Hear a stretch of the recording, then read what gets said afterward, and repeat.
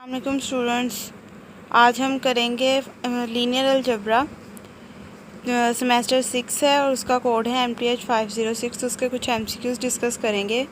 सबसे पहला हमारे पास MCQs आता है dash is also called a skew field. जब हम इसकी डेफिनेशन पढ़ते हैं स्क्यू फील्ड की या फिर हम लोग पढ़ें डिवीज़न रिंग की, तो हम उन दोनों में ये बात डिस्कस करते हैं कि division ring is also called a skew field and skew field is also called a division ring.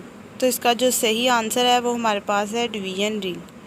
Next है एक्स कोस एक्सिस लीनियरली। इसको हम सोल्व करेंगे। हमारे पास MCQs दिए हुए हैं। फर्स्ट ऑप्शन है dependent at x is equals to 0। Second में उन्होंने कहा है अकेला डिपेंडेंट आएगा। थर्ड में है इंडिपेंडेंट। फोर्थ है independent at x is equals to 90। तो जब हम इसको सोल्व करते हैं तो हमारे पास जो आंसर आता है वो आता है इंडिपेंडेंट का। X and cos x is linearly independent. Third पे हमारे पास है एक स्टेटमेंट दी हुई है determinant of a transpose of A is equal to the determinant of. ये हम लोगों ने बताना है कि इस किसके डिटर्मिनेंट के इक्वल होता है। ये हमेशा ए के इक्वल होता है। कैसे? आप कोई भी वेक्टर लें, जैसे मैं ले लेती हूँ 2, 3, 1 एंड 4। ठीक है, इन दोनों को लिया मैंने, इनका ट्रांसपोज लें। आप इसको ट्रांसपोज लेके इसको सोल्व करें तो इसका आंसर हमेशा इक्वल आएगा। ठीक है, तो अगर इसको हम सोल्व करके देखें तो आंसर ए का ट्रांसपोज का भी वही है, डिटर्मिनेंट का भी वही आएगा, और इसका ट्रांसपोज लेके फिर डिटर्मिनेंट लें फिर भी वही आंसर आएगा। तो इसका मतलब है ये ए के इक्वल होता है। ये हमारे पास हो जाती है प्रॉपर्टी। इसे आप याद भी रखें। कई बार ऐसे होता है कि MCQs रिपीट भी हो जाता है, तो इसीलिए आप इसे याद रखें। इसके बाद हमारे पास आता है rank nullity theorem is also called. जब हम इस थ्योरम को रीड करते हैं तो इस थ्योरम में हमारे पास जो मेन चीज़ होती है जिसको हम डिस्कस करते हैं वो डायमेंशंस होती हैं, तो इसे हम डायमेंशनल थ्योरम भी कहते हैं। ठीक है, first MCQs is right. Next MCQs है हमारे पास linear transformation is also named as. Same as it is वही है कि आपने डेफिनेशंस को अपने दिमाग में रखना है। हम इसकी डेफिनेशन को देखें तो इसकी डेफिनेशन के अकॉर्डिंग ये हमारे पास होमोमॉर्फिज्म होती है। ठीक है, इसके बाद है dimension of n of t plus dimension r of t is equals to. जब हम डिमेंशन लेते हैं n ऑफ t की तो हमारे पास आता है n माइनस r, ये इसकी डायमेंशन होती है। जब इसकी डायमेंशन लेते हैं वो हमारे पास होती है r। इन दोनों को ऐड करेंगे, r से कैंसिल हो जाएगा, आंसर क्या बचेगा हमारे पास n। तो इसका मतलब है अगर इन दोनों को ऐड करें तो हमारे पास जो आंसर आता है वो आता है n के इक्वल। तो इसका सही आंसर होगा हमारे पास n। नेक्स्ट है हमारे पास r is Boolean ring if a की पावर 2 यानी a square is equals to r। Boolean ring तभी होगा जब a की पावर 2 हमेशा इक्वल आएगी a के। ये आपके पास एक इम्पोर्टेंट पॉइंट है। इसी तरीके से हमारे पास आता है every ideal is a none of this quotient ring, sub ring और फील्ड। ठीक है, अब हम लोगों ने इसका आंसर बताना है। ये भी हम लोग जब डेफिनेशंस को फॉलो करते हैं तो उसके ज़रिए से हमें पता लगता है कि इसका आंसर क्या है। अब देखें, every ideal is a, definition इसकी जब हम लोग रीड करते हैं आइडियल की तो हमें पता लगता है ये हमारे पास सब रिंग होती है। नेक्स्ट हमारे पास है एवरी सब रिंग इज़ आ। ये हमारे पास एक थ्योरम है कि एवरी सब ring is an ideal, every ideal is a सब रिंग बट एवरी सब रिंग इज़ नॉट आइडियल। ये इसका कन्वर्स जो है वो हमारे पास प्रूव नहीं होता। ठीक है, नेक्स्ट हमारे पास जो आता है if kernel phi contain 0 only then homomorphism phi is. Endomorphism होता है, एपीमॉर्फिज्म होता है या आइसोमॉर्फिज्म होता है। एंडोमॉर्फिज्म इसका राइट आंसर होता है। नेक्स्ट है हमारे पास dimension of CR is. Complex number की R पर जो है वो डायमेंशन क्या आती है, वो आती है, हम लोग देखें तो कॉम्प्लेक्स नंबर्स में हमारे पास 2 एलिमेंट्स होते हैं, I और अयोटा और 1 या फिर कुछ भी कह लो। तो ये हमारे पास 2 नंबर्स आते हैं। तो इस हिसाब से ये R स्क्वायर हुआ, तो इसकी डायमेंशन क्या हुई स्क्वायर हुई, 2 हुई। ठीक है, नेक्स्ट हमारे पास MCQs है। Number of elements in linearly independent set must be less than the elements in basis होता है। ठीक है, नेक्स्ट हमारे पास MCQs है।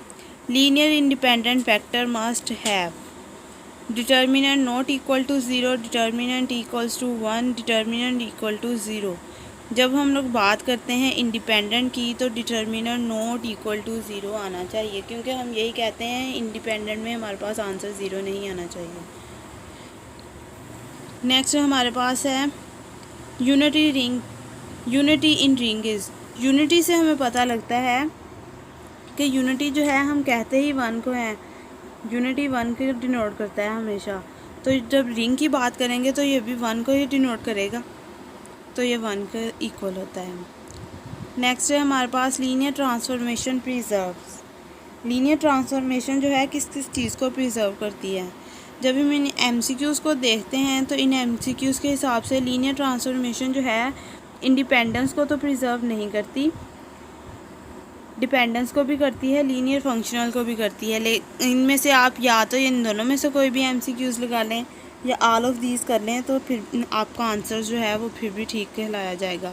लेकिन ज़्यादा ये है कि आप लीनियर डिपेंडेंस को करें ना, तो फिर आपका सही है डिपेंडेंस जो है।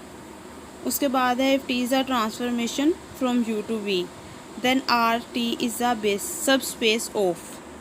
हमारे पास जो है RT जो है वो सब स्पेस होगी किस चीज़ की, सेकंड वाले की, हमेशा V की सब स्पेस कहलाएगी।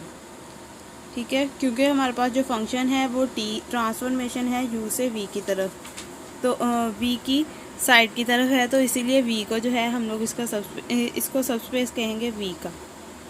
नेक्स्ट है हमारे पास for direct sum V is equals to U plus W this expression is, ये हमेशा यूनिक एक्सप्रेशन होता है हमारे पास। अगर हम जो है अपनी SM यूसुफ की मेथड की बुक जो है उसको फॉलो करें तो उसके हिसाब से ये हमारे पास क्या आता है, हमेशा यूनिक आता है। नेक्स्ट हमारे पास है hom V and W। Hom का मतलब है homomorphism, V and W contain alls. पीछे भी हम लोगों ने बात की कि जब भी हम लोग होमोमॉर्फिज्म की बात करते हैं तो वो लीनियर ट्रांसफॉर्मेशन भी होती है, तो उसी MCQ से हम इसे भी सोल्व कर सकते हैं कि जो होमोमॉर्फिज्म जो है वो क्या होती है, लीनियर होती है। तो homomorphism of V and W contains, कौन से एलिमेंट कंटेन करेगी, वो हमेशा लीनियर एलिमेंट्स कंटेन करेगी। उसके बाद हमारे पास आता है next MCQs, a ring R is a division ring. एक डिवीजन रिंग कहलाएगी अगर उसमें से R में से 0 माइनस कर दें under multiplication is. Abelian group है या ग्रुप है, इसमें आता है हमारे पास ग्रुप। जब भी R में से हम लोग ग्रुप को 0 को माइनस करते हैं, डिवीजन रिंग है वो पहले ही, तो वो ग्रुप बन जाएगी हमारे पास। ठीक है, इसका सही आंसर जो है वो ग्रुप है। ठीक है, नेक्स्ट हमारे पास आती है every field is a integral domain ring और vector space over it self.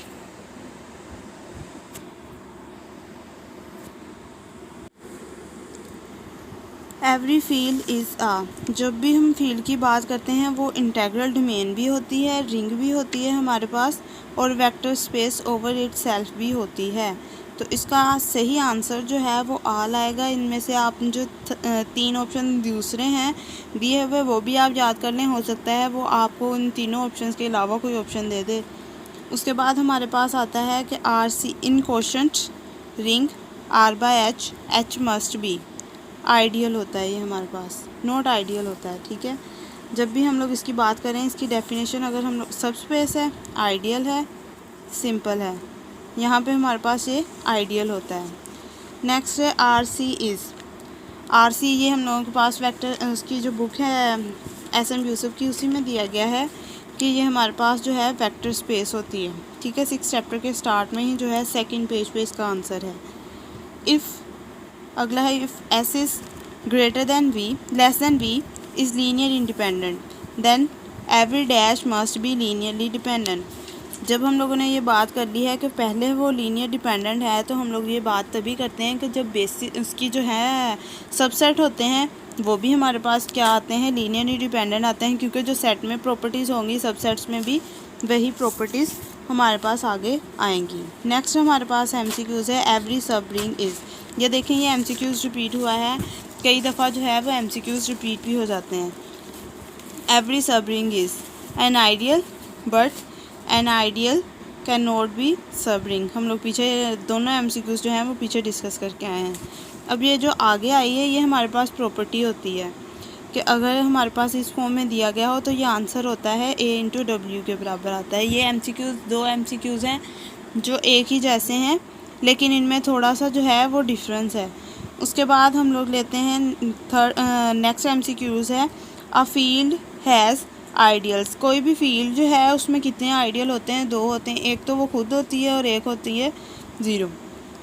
Next है, if linear transformation is dash then it must be non singular. जब नॉन सिंगुलर की बात की जाती है, जब भी हम नॉन सिंगुलर की बात करते हैं तो हमें पता लगता है कि ये हमारे पास मैट्रिक्स जो है वो इन्वर्टेबल होता है, क्योंकि नॉन सिंगुलर की डेफिनेशन के में हमारे पास जो पहला वर्ड आता है वो आता है इन्वर्टेबल का। ठीक है, तो यहाँ पे हमारे पास क्या होगा, ये इन्वर्टिबल होगा। नेक्स्ट अब हमारे पास नेक्स्ट MCQs है, in question ring R/H H must be. ये देखें, ये भी MCQs रिपीट हुआ है तो ये आइडियल आएगा। Z is dash ring with unity element.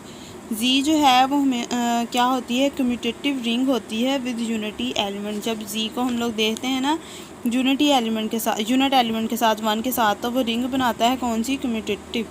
ठीक है, नेक्स्ट है हमारे पास MCQs, kernel phi contains 0 only then homomorphism phi is endomorphism. ये हमारे पास आई थिंक 9th MCQs है, जिसमें हम लोगों ने इसका आंसर क्या डिस्कस किया है, एंडोमॉर्फिज्म। इसका आंसर जो है वही हमने डिस्कस किया है। उसके बाद है, non trivial sub rings are always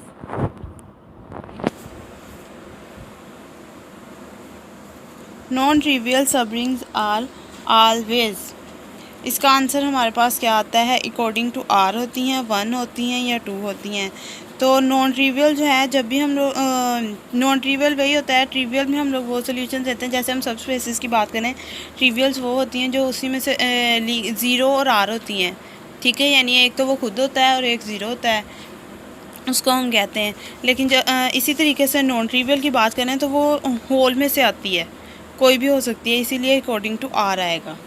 next है, in question space V/W W is same as it is. जैसे हमने पीछे एक MCQs किया है उसी के जैसा ये MCQs है कि W क्या होगा, आइडियल होगा। Null space is also called kernel. ठीक है, ये हमारे पास डेफिनेशन होती है कि हम नल स्पेस को क्या कहते हैं,